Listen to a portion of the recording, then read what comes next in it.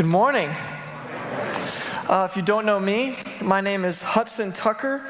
I am the preaching resident here at Harpeth Hills. We're so glad that you're here.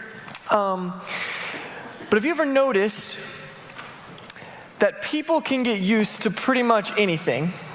I feel like this is true. I think we can get used to pretty much anything. Noise problems.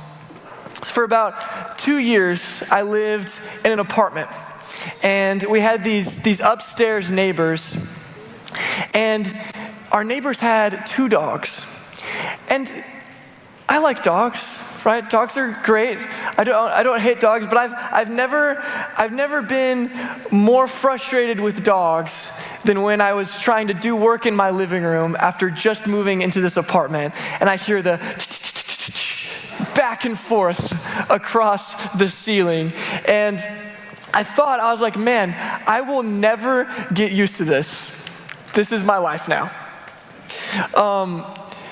And a couple months go by, and I had some friends come to the apartment, and they asked me, they're like, man, does that ever get annoying? Are you ever frustrated with that?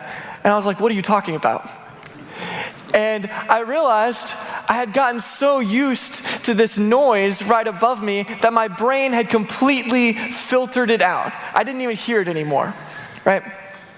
I think we can do the same thing with smells, right? We all have a friend that maybe doesn't smell the best. If you don't have that friend, maybe you are that friend.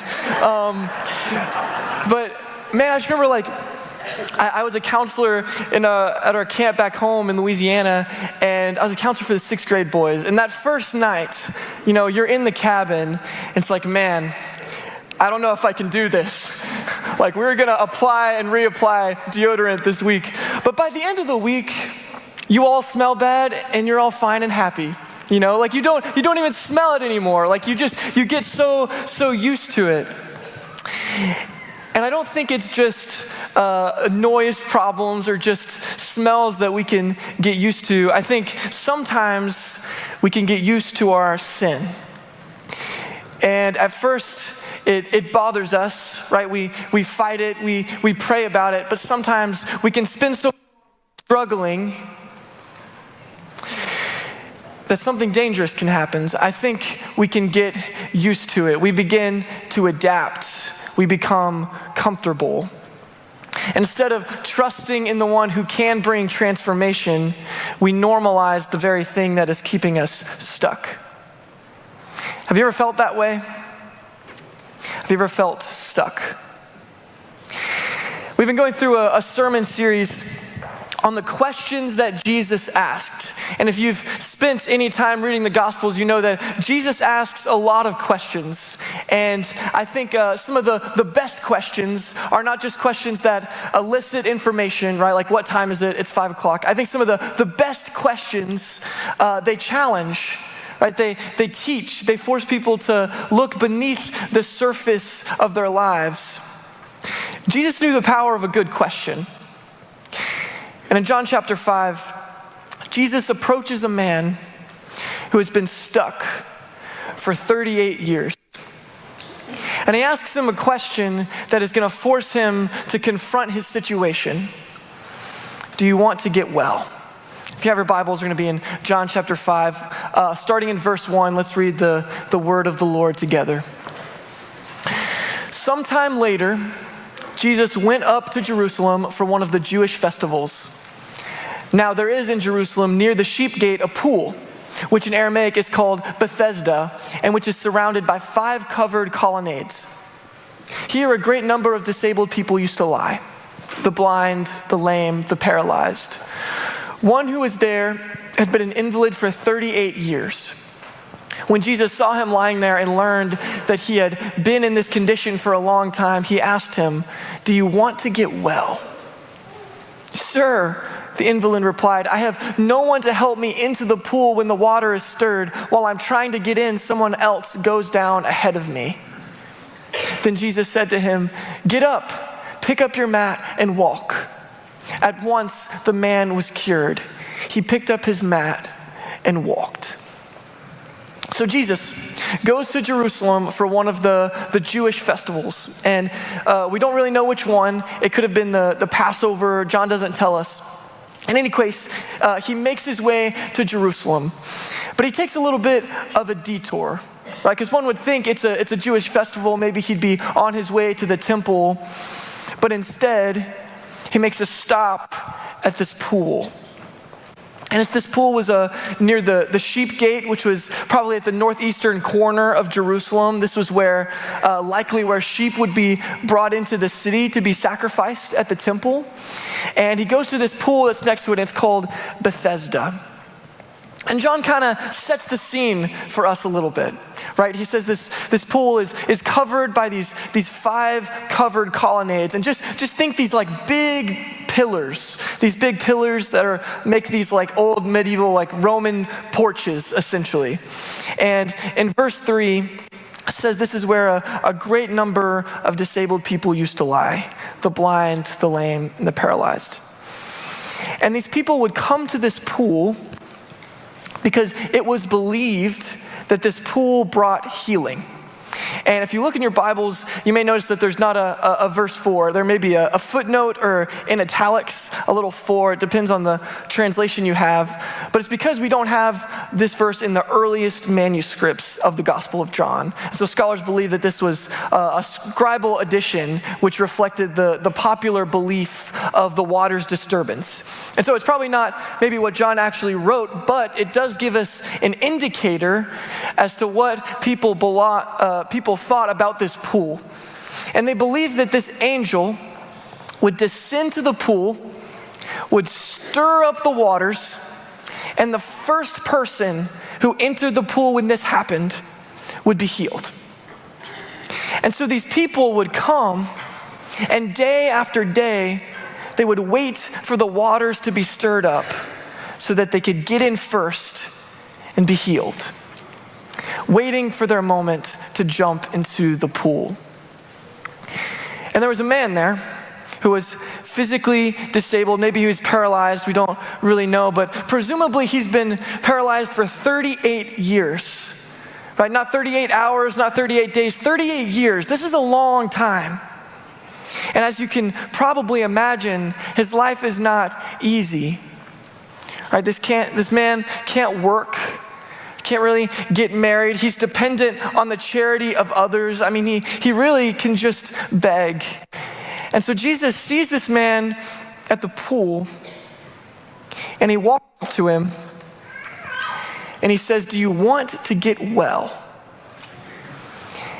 And I don't know about you, but I read this and I go, that's kind of a crazy question, right? It seems almost cruel. I mean, of course this man wants to get well, right? He's been in this state for 30 years, waiting by this pool, waiting for an opportunity to be healed. And Jesus asks, "Do you want to get well?" But I don't think Jesus asks pointless questions. And the man's response isn't, "Of course, obviously, yes, I want to get well. Why do you think I'm here?" This is his response. He says, "Sir, I have no one to help me into the pool when the water stirred. While I'm trying to get in, someone else goes down ahead of me." He comes up with excuses, right? It's not a yes, it's not a no. He says, "Hey, here's why I haven't been made well. Here's why I haven't been healed." And I look at this response. It doesn't seem like this man has a lot of hope, does it? It seems like he feels maybe abandoned, right? There's no one to help him. He's been paralyzed for 38 years. His only hope is in this pool, and he wants to get into the pool to be made well, but he just comes up with excuses. And possibly every day he wants to get into this pool, but he comes up with an excuse. To be fair, we don't have all the information, but it seems at least possible that this man has grown comfortable.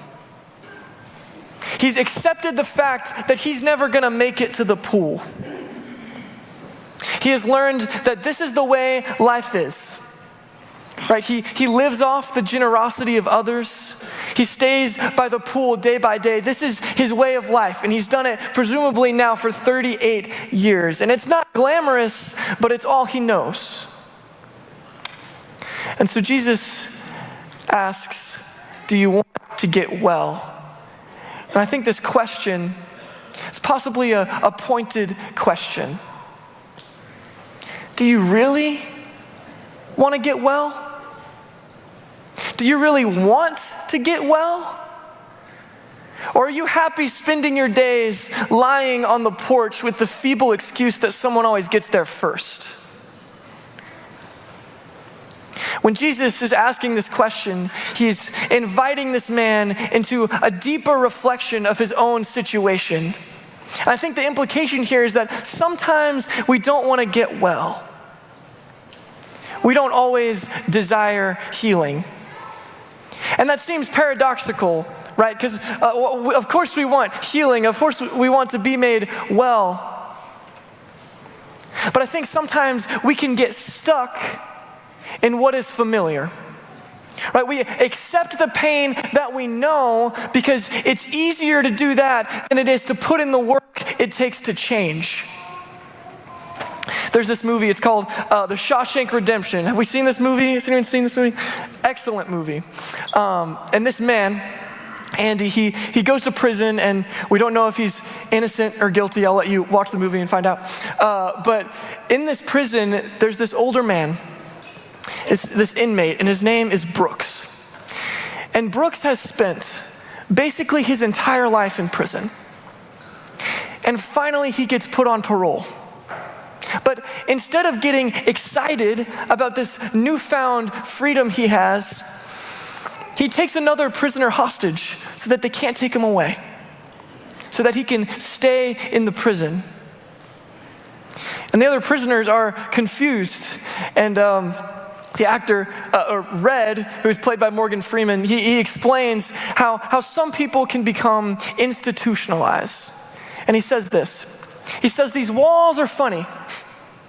First you hate them, then you get used to them. Enough time passes, you get so you depend on them. That's institutionalized. The man that Jesus talks to sat on the porch, sat on his mat for 38 years instead of chasing the healing that was possible. I think in the same way, we can become institutionalized, right? And instead of seeking the one who can really bring healing, we can normalize our sin. We normalize our pain. It becomes a habit. It becomes a pattern. And very quickly, we can become stuck, right? Maybe it's bitterness.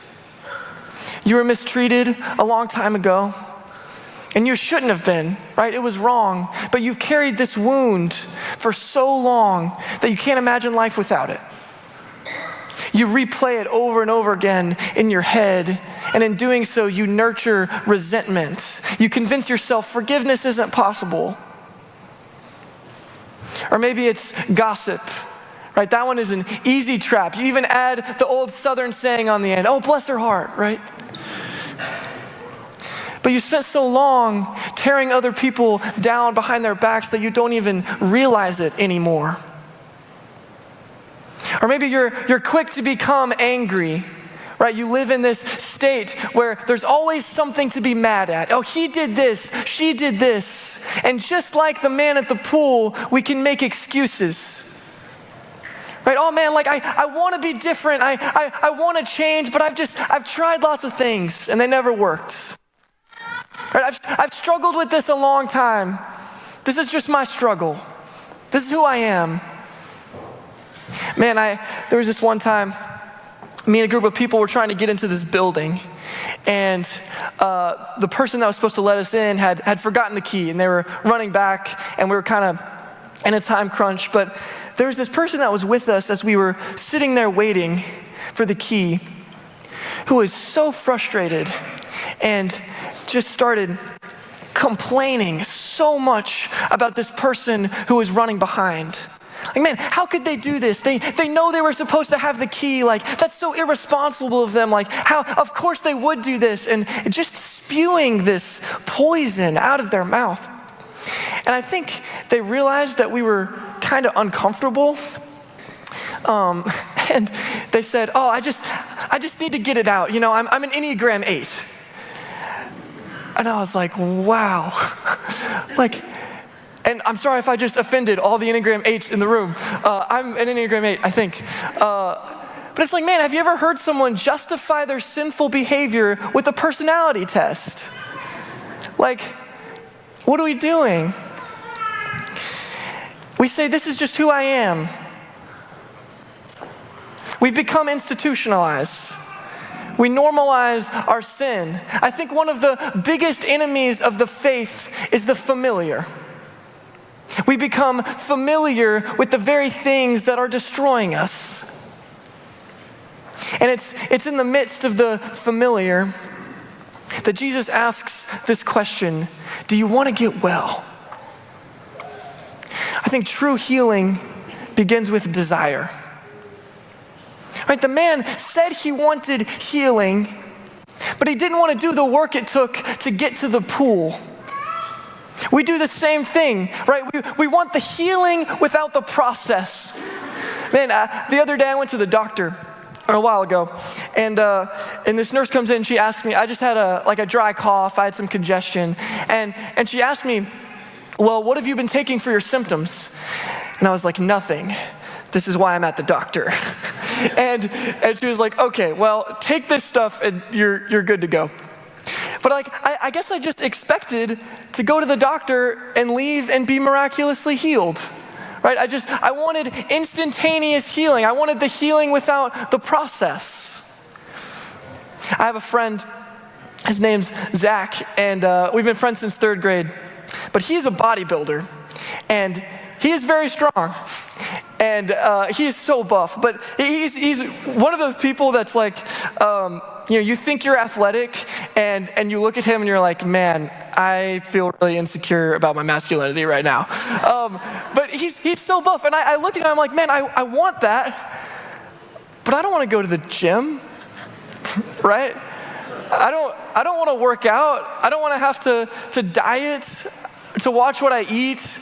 I don't want to have to go through all of the time and effort and millions of protein shakes that it takes to get to that state. I want all of the effects. I want the fruit without the labor. I want the effects without the process. And I think the same is true of our spiritual lives, right? We want transformation, but we want it instantaneously. We want the fruit without the labor. We want the patience without the waiting, right? We want to be more loving, but we don't want to give grace. We want to be in deeper relationships. We want to have stronger community, but we don't want to be vulnerable. We want to be disciples of Jesus, but we don't want to deny ourselves, take up our cross, and follow him. We want the healing without the process.